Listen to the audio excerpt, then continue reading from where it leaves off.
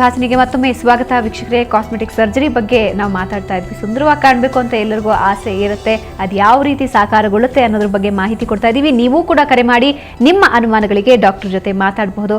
Okay, ಇನ್ನಷ್ಟು ಚರ್ಚೆಯನ್ನು ಮುಂದುವರಿಸೋಣ. ಓಕೆ ಡಾಕ್ಟರ್, ಇವಾಗ ಈ ಕಾಸ್ಮೆಟಿಕ್ ಸರ್ಜರಿ ಅನ್ನೋದು ಯಾವ ಏಜಲ್ಲಿ ಮಾಡಿಸ್ಕೋಬೇಕಾಗುತ್ತೆ? ಇಂತಿಂಥವರೇ ಮಾಡಿಸ್ಕೋಬಹುದು, ಇಂತಿಂಥವ್ರು ಮಾಡಿಸ್ಕೊಳ್ಳೋ ಹಾಗಿಲ್ಲ ಅಂತ ಏನಾದರೂ ಇದೆಯಾ? ಆ್ಯಕ್ಚುಲಿ ಆ ಥರ ಏನು ರೂಲ್ಸೇ ಇಲ್ಲ.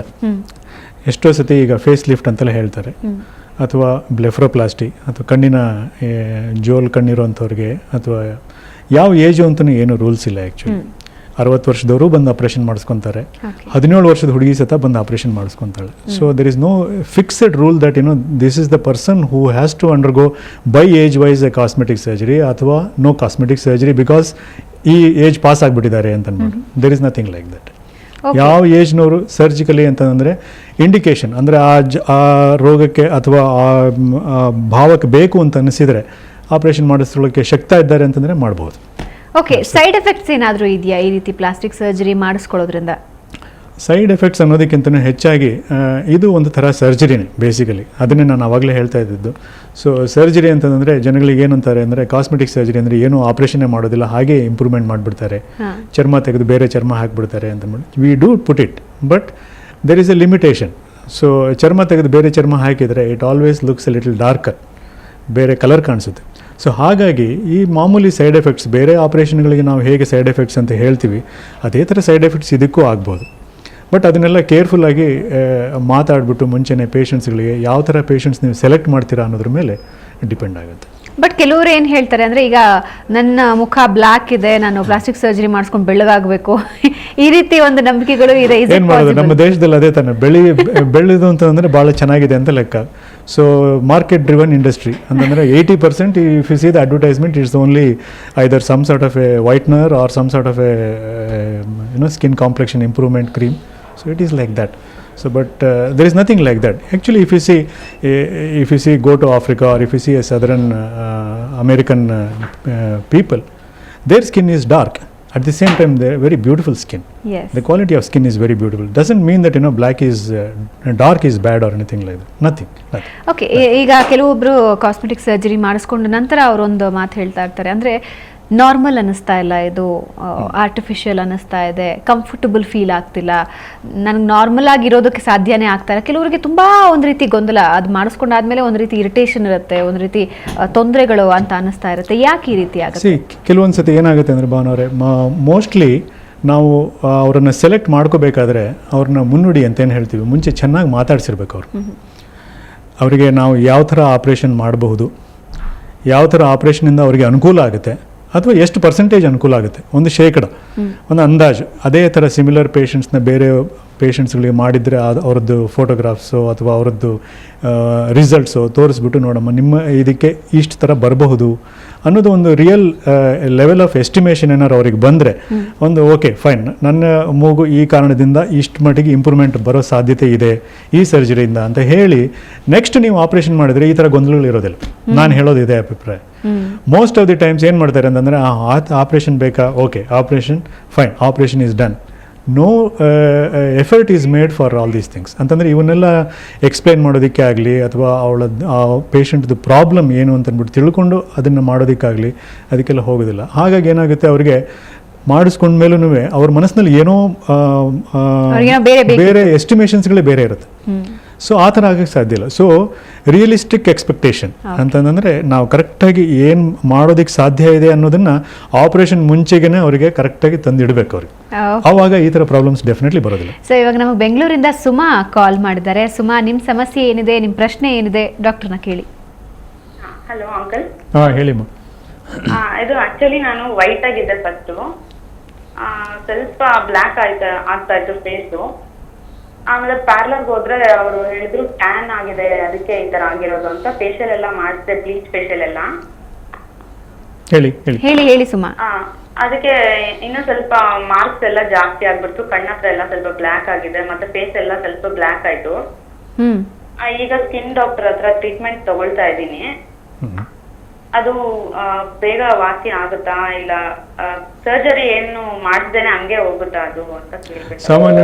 ಸಾಮಾನ್ಯವಾಗಿ ನೋಡಿ ಅಮ್ಮ, ಏನಾದರೂ ಈ ಥರ ಕೆಮಿಕಲ್ ಟ್ರೀಟ್ಮೆಂಟ್ ಏನಾದ್ರು ಮಾಡಿಸಿದ್ರೆ ಅಥವಾ ಬಿಸಿಲು ಬೀಳೋದ್ರಿಂದನೂ ದೇಹ ಕಪ್ಪಾಗೋ ಚಾನ್ಸಸ್ ಇರುತ್ತೆ. ಸೊ ಹಾಗಾಗಿ ಬಿಸಿಲಿನ ಟೈಮ್ನಲ್ಲಿ ಈ ಸನ್ಸ್ಕ್ರೀನ್ ಲೋಷನ್ ಅಂತ ಏನು ಹೇಳ್ತೀವಿ ಅಥವಾ ಸ್ವಲ್ಪ ಅದ್ರ ಮಟ್ಟಿಗೆ ಉಪಯೋಗ ಮಾಡಿಕೊಂಡ್ರೆ ಈ ಥರ ಸಮಸ್ಯೆಗಳು ಉದ್ಭವಿಸೋದಿಲ್ಲ. ಸೊ ಬಟ್ ಅದರ್ವೈಸ್ ಈಗ ನೀವು ಆಲ್ರೆಡಿ ಚರ್ಮ ತಜ್ಞರ ಹತ್ರ ನೋಡಿಸಿದ್ದೀರಿ, ಅವ್ರು ಏನು ಟ್ರೀಟ್ಮೆಂಟ್ ಕೊಡ್ತಾ ಇದ್ದಾರೆ ಅದನ್ನು ತೊಗೊಳ್ಳಿ. ಅದನ್ನು ಯು ಹ್ಯಾವ್ ಟು ವೆಯ್ಟ್ ಸ್ವಲ್ಪ little bit time it is required. Okay, next ಇವಾಗ ಸುಮಾ ಹುಬ್ಳಿಯಿಂದ ಕರೆ ಮಾಡಿದ್ದಾರೆ. ಸುಮಾ, ನಿಮ್ಮ ಪ್ರಶ್ನೆ ಏನಿದೆ ಡಾಕ್ಟರ್ನ ಕೇಳಿ. ಹಲೋ. ಎಸ್.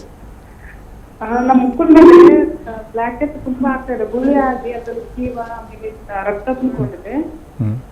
ತುಂಬಿಕೊಂಡು ಆಮೇಲೆ ಅದು ಗುಳ್ಳೆ ಅಲ್ಲಿ ಒಡೆಯೋದಿಲ್ಲ ಅದು ಹೊರಗಡೆ ನಾವು ಇಕ್ಕಿದ್ರೆ ಬರುತ್ತೆ, ಇಲ್ಲಾಂದ್ರೆ ಅದೇ ಅಲ್ಲೇ ಕಲಿಯ ಕುಂತಿರುತ್ತೆ. ತುಂಬಾನೇ ಆಗ್ತಾ ಇದೆ, ಅದು ಎಷ್ಟು ಟ್ರೀಟ್ಮೆಂಟ್ ತಗೊಂಡು ಕಡಿಮೆ ಆಗ್ತಾ ಇಲ್ಲ. ಅದಕ್ಕೆ ಏನ್ ಮಾಡ್ಬೇಕಂತ ಗೊತ್ತಾಗ್ತಿಲ್ಲ, ನಮ್ಗೆ ಮುಖ ಎಲ್ಲ ತಗೊಂಡ್ಬಿಟ್ಟಿದೆ ಅದು.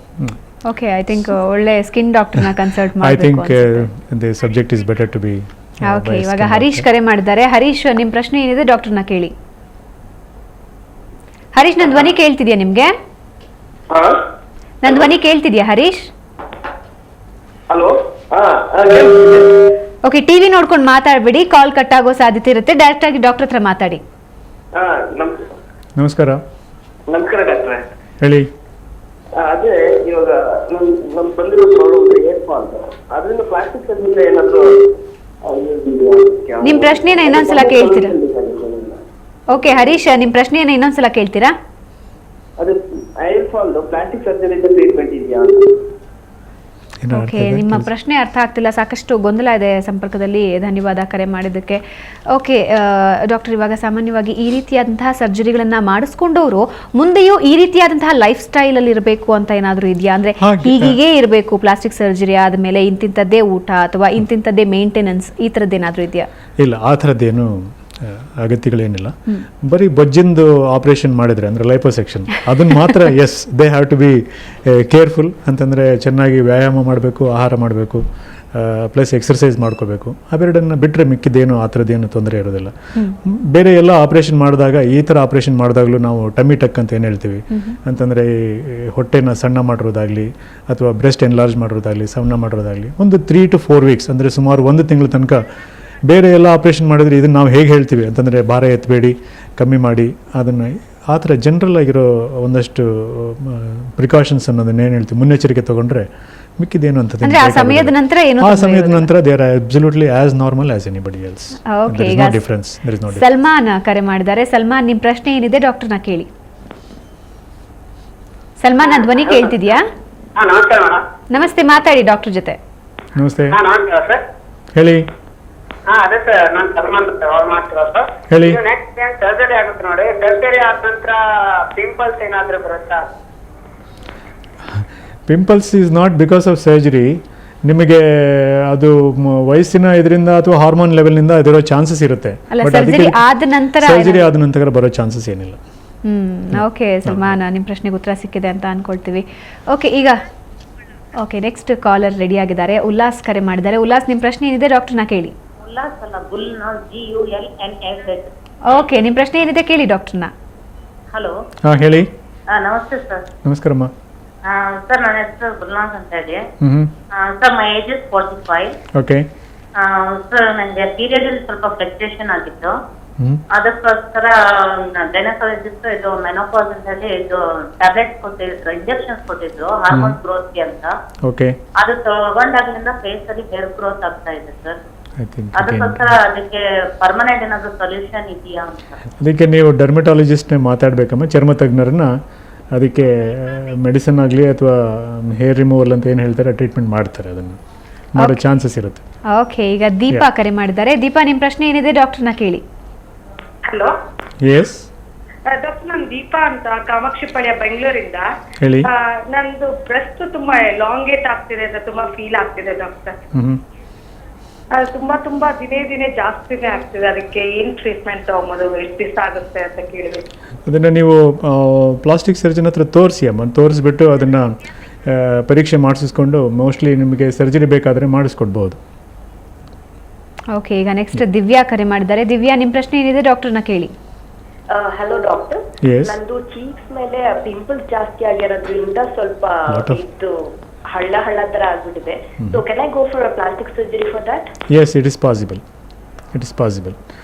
V have a procedure called dermabrasion ಅಂತ ಇರುತ್ತೆ. So in which we level the pimple marks, but not fully, but it will improve. It is possible. Okay, ಈಗ ಶ್ವೇತಾ ಕರೆ ಮಾಡಿದ್ದಾರೆ. ಶ್ವೇತಾ, ನಿಮ್ಮ ಪ್ರಶ್ನೆ ಏನಿದೆ ಡಾಕ್ಟರ್ನ ಕೇಳಿ. Hello doctor. ಎಸ್. ನಮ್ಮ ತಾಯಿಗೆ 35 ವರ್ಷ ವಯಸ್ಸಾಗೈತೆ. ಅವ್ರಿಗೆ ಬಂಗು ಜಾಸ್ತಿ ಆಗ್ಬಿಟ್ಟೈತೆ ಮುಖ ತುಂಬಾ. ಏನ್ ಡಾಕ್ಟರ್ ಹತ್ರ ಕನ್ಸಲ್ಟ್ ಮಾಡಿದ್ರು, ಕ್ರೀಮ್ ಎಲ್ಲ ತಗೊಂಡಿದೀವಿ, ಹಚ್ಚಿದೀವಿ, ಅದು ಒಂದ್ ಸ್ವಲ್ಪನೂ ಕಮ್ಮಿ ಆಗಿಲ್ಲ. ಅದನ್ನ ನೀವು ಏನ್ ಮಾಡ್ಬೇಕು? ಚರ್ಮದ ಡಾಕ್ಟರ್ನೇ ಕೇಳಬೇಕಮ್ಮ, ಚರ್ಮ ತಜ್ಞರನ್ನೇ ವಿಚಾರಿಸಬೇಕು. ಇದಕ್ಕೆ ನಮ್ಮ ಬಳಿ ಅಷ್ಟೊಂದೇನು ಉಪಯೋಗ ಇದಿಲ್ಲ.